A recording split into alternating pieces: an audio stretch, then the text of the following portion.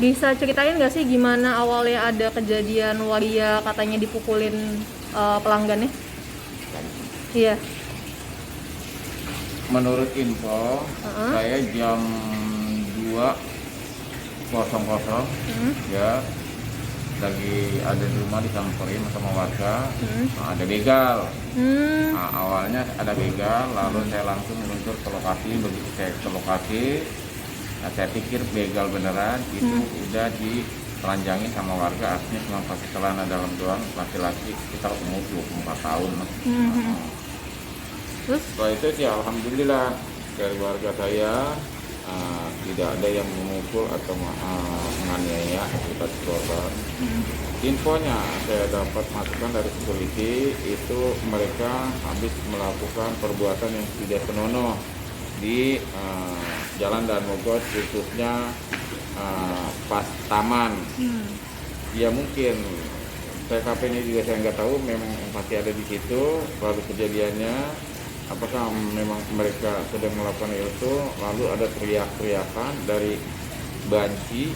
Nah, setelah teriakan banci itu si pelaku langsung lari ke wilayah saya, ditangkap sama warga. Itu kejadiannya. Setelah semakin masa semakin banyak, dengan sigap saya langsung telepon tim pemburu preman dari Polres Jakarta Barat. Iya sih.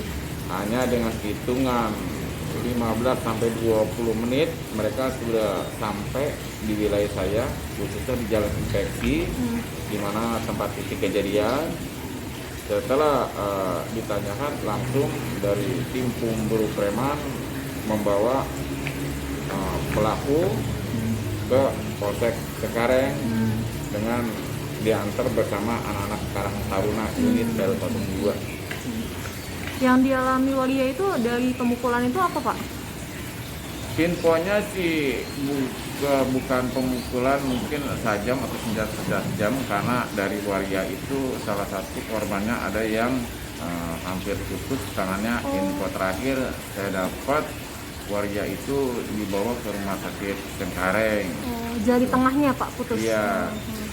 Nah, saya selaku RW menghimbau kepada Satpol PP tingkat kecamatan dan kelurahan agar betul-betul yang namanya manusia malam banci itu segera ditertibkan, karena mulai dari jalur taman, dari Pertamina khususnya Dan Mogot, mungkin sampai Jembatan Baru itu hampir setiap malam.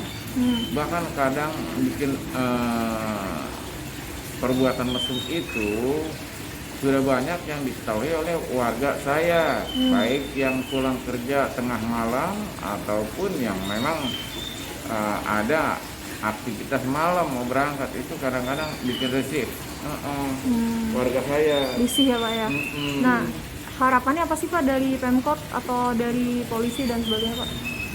Selama ini kita memang dengan adanya kejadian seperti ini, kita belum tahu apakah memang udah ada tindakan atau memang sudah diketahui dari Satpol PP tingkat Jakarta Barat atau Polsek. Saya belum dapat laporan. Intinya ini permasalahan ini memang udah sering kerap kali banci-banci itu untuk mangkal mulai dari jam 8 malam.